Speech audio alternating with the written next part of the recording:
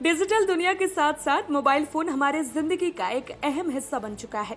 आजकल हर किसी इंसान के पास सस्ता हो या फिर महंगा, छोटा हो या फिर बड़ा, किसी न किसी तरह का मोबाइल फोन तो होता ही है। दरअसल आप आसानी से अपने मोबाइल फोन को कहीं भी ले सकते हैं। तमाम काम के ऑनलाइन हो जाने की सुविधा के कारण फोन से ज्यादातर काम हो जाते हैं, लेकिन इन सब के बीच एक बड़ा खतरा हैकिंग भी है।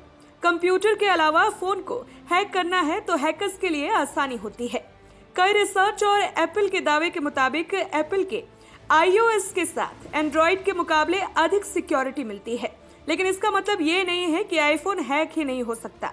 इसलिए आपके लिए भी ये जानना बेहद जरूरी है कि फोन हैक कैसे होता है और हैकर्स फोन को कैसे हैक कर सकते हैं। फोन में मौजूदा डेटा की अहमियत आज के समय में हमारे पैसों से भी कहीं ज्यादा है।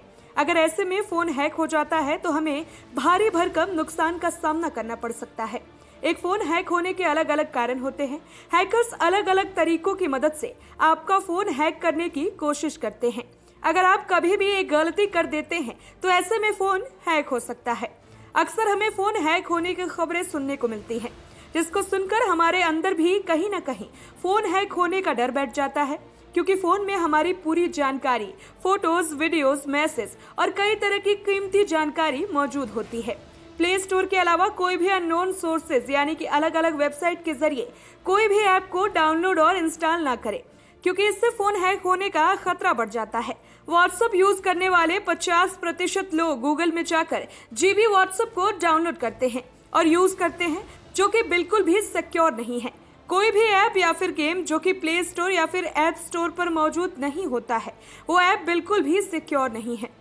प्ले स्टोर हमारी सुरक्षा का पूरा ध्यान रखता है, इसलिए प्ले स्टोर ऐसे ऐप्स को प्ले स्टोर पर अपलोड करने की कभी भी परमिशन नहीं देता जो यूजर्स की डेटा का गलत इस्तेमाल कर रहे हो या फिर यूजर्स के लिए हार्मफुल हो।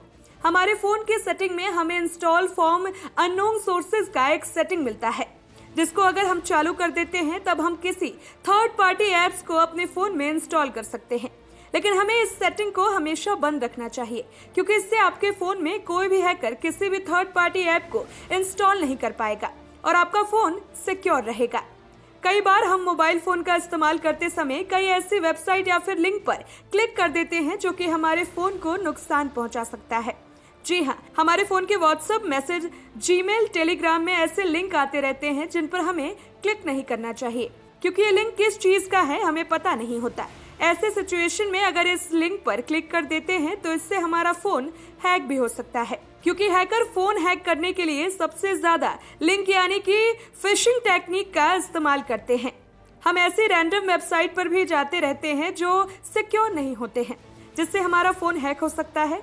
कभी भी ऐसी वेबसाइट या लिंक पर ना जाए जिस व्हाट्सएप के URL में HTTPS की जगह HTTP लिखा हुआ है। अगर आप कभी भी रैंडम वेबसाइट और रैंडम लिंक को विजिट नहीं करते हैं तो इससे फोन हैक होने का खतरा कम रहता है। हमें हमेशा अपने फोन में फायरवॉल ऐप का इस्तेमाल करना चाहिए, क्योंकि फायरवॉल ऐप फोन में एक ऐसी सुरक्षा वॉल क्रिएट कर देता है जिससे कोई भी वायरस, अननोन फाइल या कोई भी जानकारी या फिर कुछ भी हो जो हमारे फोन के लिए नया है, उन सभी चीजों को हमारे फोन के अंदर एंटर नहीं करने देता। 2 फैक्टर ऑथेंटिकेशन ये एक ऐसा फीचर है जो हमारे फोन में मौजूद सभी अकाउंट जैसे फेसबुक, गूगल आदि में अवेलेबल रहता है। अगर हैकर इन अकाउंट को हैक करता है तो बड़ी ही आसानी के साथ हैकर हमारे फोन को हैक कर सकता है। 2 फैक्टर ऑथेंटिकेशन के फीचर को अगर हम चालू कर देते हैं तो ऐसे में इन अकाउंट को हैक कर पाना हैकर्स के लिए मुश्किल हो जाता है, क्योंकि इससे अकाउंट्स को एक्सेस करने के लिए 2 स्टेप से होकर गुजरना पड़ता है। सिर्फ पासवर्ड पता चल जाने से कोई भी हैकर अकाउंट को एक्सेस नहीं कर पाएगा। अकाउंट को एक्सेस करने के लिए सही पासवर्ड के साथ कोई भी एक स्टेप से गुजरना पड़ता है। जैसे पासवर्ड डालने के बाद अकाउंट से रजिस्टर्ड मोबाइल नंबर OTP भेजा जाएगा, जिसे डालना होगा, तब कोई भी अकाउंट को एक्सेस कर पाएगा। अगर आप हैकिंग से बचना चाहते हैं तो इस फीचर का इस्तेमाल जरूर करें। कभी न कभी हम जाने अनजाने में पब्लिक वाईफाई या फिर फ्री वाईफाई का इस्तेमाल कर लेते हैं, जो कि चुपके से हमारे IP एड्रेस को एक्सेस कर लेते हैं और हमारे फोन की जरूरी डेटा का पता लगा लेते हैं। ऐसे में हमारा फोन आसानी से हैक हो सकता है। इसलिए कभी भी पब्लिक वाईफाई या फिर फ्री वाईफाई का इस्तेमाल ना करें। अपने फोन में VPN को इनेबल रखें। फोन में हर कोई अक्सर अपने प्राइवेट फोटोज, वीडियोज, कॉन्टेक्ट्स और कई तरह की जानकारियों को रखता है और जब कोई भी इंसान अपने फोन को बेचता है या फिर किसी दूसरे इंसान को देता है, तब उन सभी चीजों को डिलीट कर देता है और सोचता है कि हमने अपने फोन के सभी डेटा को डिलीट कर दिया, अब हम सेफ है। लेकिन ऐसा नहीं होता। कोई भी आपके फोन के सभी डेटा को रिकवरी सॉफ्टवेयर से रिकवर कर सकता है और आपके फोन के डेटा का गलत इस्तेमाल कर सकता है। ऐसे सिचुएशन में हमें फोन को प्रॉपर फॉर्मेट करना सीखना चाहिए। कभी भी फोन को किसी को देने से पहले कम से कम 3 बार फॉर्मेट कर देना चाहिए, जिससे आपके फोन का डाटा रिकवर ना हो। आज के समय में लोग जल्दबाजी के चक्कर में अपने फोन के Google, Facebook, Instagram, UPI, Paytm, phone पे लॉक आदि के पासवर्ड को सेम रखते हैं, जो कि आपको खतरे में डाल सकता है। कभी भी हमें अपने फोन के सभी अकाउंट्स के पासवर्ड सेम नहीं रखने चाहिए, क्योंकि अगर आपके फोन का पासवर्ड किसी को पता चलता है तो ऐसे में उसी पासवर्ड का इस्तेमाल करके वो आपके फेसबुक, गूगल, इंस्टाग्राम अकाउंट को भी हैक कर सकता है। इसलिए कभी भी सेम पासवर्ड नहीं रखना चाहिए और कभी भी हमें इजी पासवर्ड नहीं रखना चाहिए जो कोई भी आसानी से पता लगा ले और अकाउंट को हैक कर ले।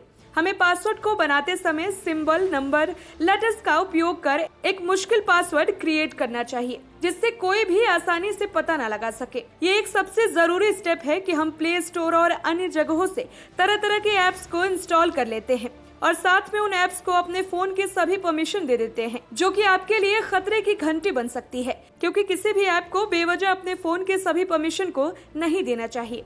ऐसे में वो ऐप आपके फोन के सभी परमिशन को लेकर आपके फोन के डेटा को चुरा सकता है या फिर आपके फोन को भी हैक कर सकता है। कभी भी किसी भी ऐप को इस्तेमाल करते वक्त कोई भी परमिशन अलाउ करने से पहले ध्यान रखें कि इस ऐप को परमिशन की जरूरत है या फिर नहीं।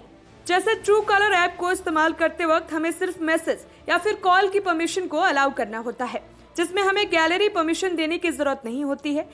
ऐसे में अगर ऐप गैलरी की परमिशन मांगता है तो हमें डिनाई कर देना चाहिए, यानी परमिशन नहीं देना चाहिए, क्योंकि ट्रू कॉलर एक ऐप है जो कॉलिंग ऐप है, उसे फोन गैलरी की परमिशन क्यों चाहिए।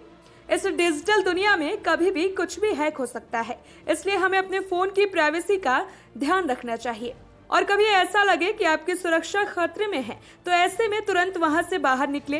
ये याद रखें कि अपने फोन का पासवर्ड, OTP, पर्सनल जानकारी, ATM पिन, अकाउंट के पासवर्ड किसी को भी शेयर न करें।